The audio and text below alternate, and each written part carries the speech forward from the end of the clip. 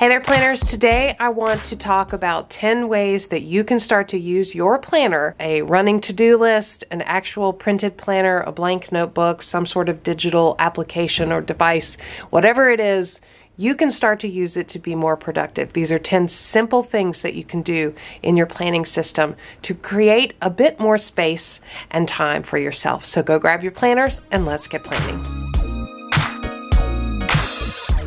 All right, so the first thing you can do is create a daily task list. Now, this might be a no-brainer, but actually writing down all the tasks that you need to complete for the day, that will allow you to prioritize them and check them off when they're complete. This sounds so simple, but it is so powerful.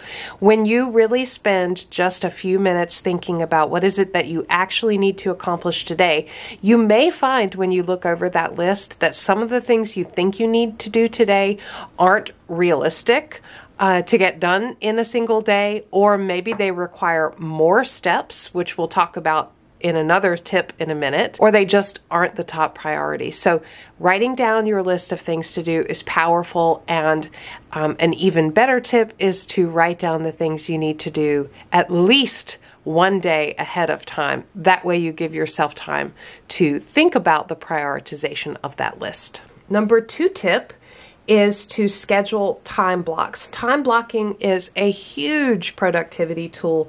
If you are using either a digital schedule like Outlook or Google Calendar, or if you're using a paper planner, blocking out specific times in your day for work or exercise or self-care or other important tasks.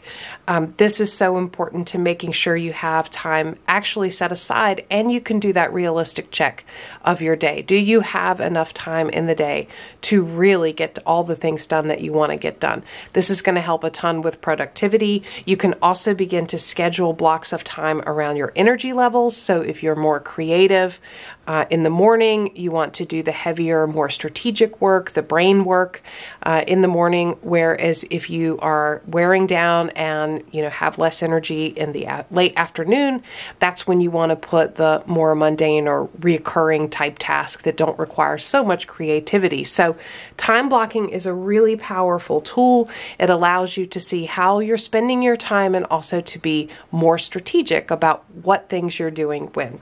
All right, the third way that you can use your planner to increase your productivity is to set goals and track their progress in your planner.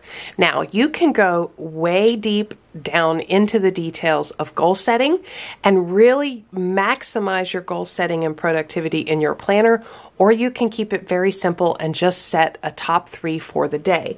The point is, when you use your planner to set either long-term or interim term or short-term goals, and you track your progress towards them in your planner, you're going to see higher productivity because you're actually monitoring. And what we monitor and pay attention to is what we actually get done. So setting goals, even if they're small daily or weekly priorities, setting larger monthly or quarterly goals and breaking them down, all of that is going to allow you to be more productive and monitor the progress that you're making. You're also going to start to see where you are not making progress, and then you can get into the details about what is preventing you, what are the roadblocks there, and be able to break those down or to change your priorities. Maybe that's not a goal anymore. So tip number 3, use your planner to set goals and track their progress. Tip number 4 may seem like a no-brainer, but gosh, is it important, and it is to plan ahead. Use your planner to actually plan for future events, deadlines, and tasks. A lot of times we may get caught up in the today aspects or the tomorrow aspects of our planner, or even just this week. If we are really using our planner for the highest productivity, we're going to be looking further and further out. So what's coming down the pike next month?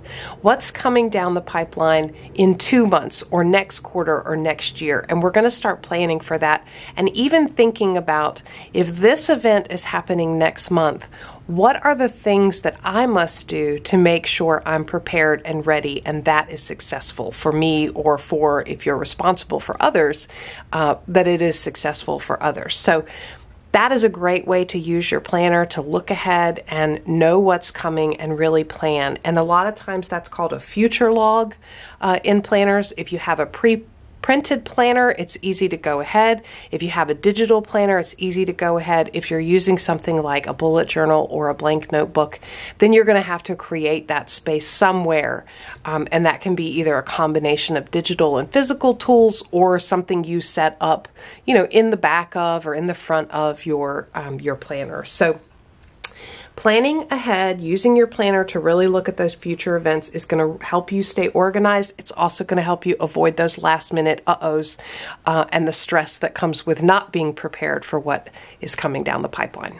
Tip number 5 to increase your productivity using your planner is to break down big projects. So we talked about this a minute ago. If you see an item on your daily or weekly to-do list that just keeps getting transferred from week to week and you never seem to actually get it done, that is an indication that that's actually a project that needs to be broken down. It's too many steps to do at one time, so therefore you're avoiding it.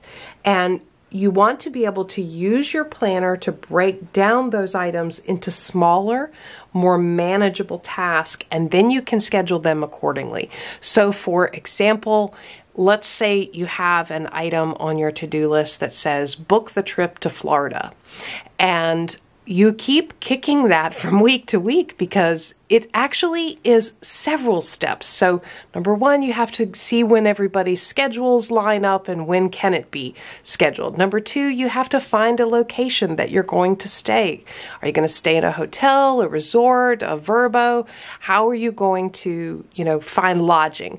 Number 3, you have to book flights or rent a car. So there's actually multiple steps related to that. And the reason that you're not getting it done is because every time you see that on your to-do list, it's huge. It's going to take a massive amount of time to check that box and say that's done. And it's multiple steps. And that is something that you need to break down. So what I like to do is turn to the next blank page in my planner or start, a blank Word document or a Google Doc and just start listing out what are all the things that are involved in doing this. Then you can prioritize them.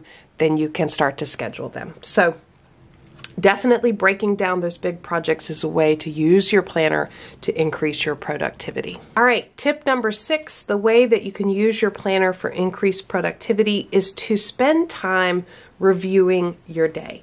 So at the end of each day, look back on your planner and see what you accomplished, what you still need to do, and what you can improve on for tomorrow.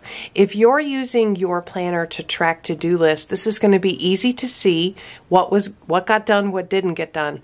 If you're using your planner to track time, this is even better because you can see what did you plan to spend your time doing versus how did you actually spend your time. And this is a great way to identify where you have less productivity and start to question why. Are you less productive in the mornings because your energy level is just lower, or you have obligations that take up certain amounts of time and there's just not as much time for you to get things done?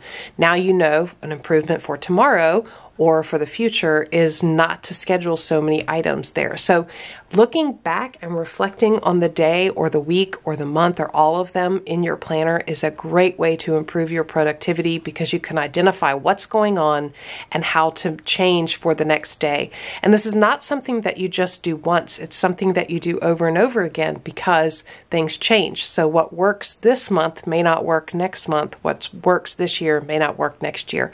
So definitely using your planner as a tool to help you review and improve for the future is a great way to increase productivity. All right, tip number 7 for how you increase productivity is actually to make sure you're taking care of yourself.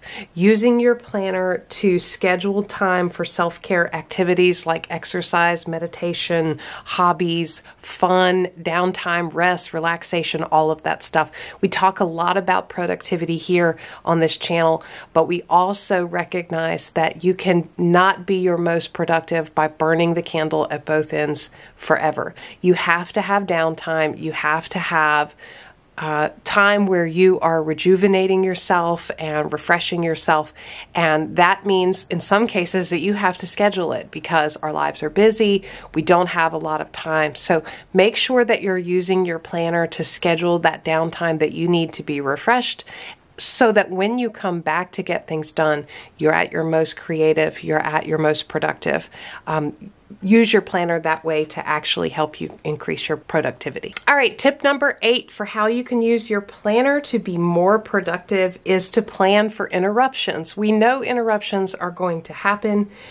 They happen every day, such as unexpected meetings or phone calls or, things that emerge just based on the nature of the work we do or our, the age of children that we have. All kinds of interruptions happen. So we can actually be more productive by leaving open time blocks in our planner. And when you are time tracking in your day, or you're keeping up with what gets accomplished and what doesn't, and you're looking back on that, as we talked about in some of the previous tips, looking back and reviewing your day in your planner, you can actually begin to see patterns of how this happens and when this happens and about how much time you actually need to leave for interruptions and emergent items. This can be based on the nature of the work that you do. Every type of work and job has sort of emergent type items that come in, no matter what profession you're in. Also in households have emergent items, whether it's something broken or something going on with the kids, somebody's sick, the dog needs some. So like all types of interruptions can happen. Tracking your time and using your planner can actually help you be more prepared for that, so that you're less stressed by leaving those open blocks. Tip number 9 for increasing productivity using your planner is to actually do a little bit of journaling, either in your planner or in a separate notebook or electronically somewhere. You want to write down your thoughts, ideas, and reflections, and this will actually help you process things and have a clear mind. So when our mind is overwhelmed with the things we need to do, or we're working through something, how we feel about something, or, what is the priority of something, or where we need to be in headspace, that takes a lot of our energy and a lot of our creative energy. So actually spending time in your planner or in a journal, work through those things, write those things down. And it doesn't have to be long form journaling with a fancy fountain pen. It can be bulleted list of just what's going on, but writing those things down, getting them out of our minds onto paper where we can process them and they're safely kept. We don't have to keep running them through in our mind. They're in a safe place. So that will actually clear your mind and allow for you to be more productive in the future. So tip number 9, use your planner as a journal or get a journal to complement your planner. All right, the final tip for using your planner to increase productivity is to make sure that you're using your planner as a flexible tool. It is not a concrete schedule that cannot be violated. You have to be flexible because life is unpredictable, and you have to be adaptable. And your planner can actually help you do that if you follow all the tips that we've talked about as far as breaking things down, reviewing your day, prioritizing your self-care.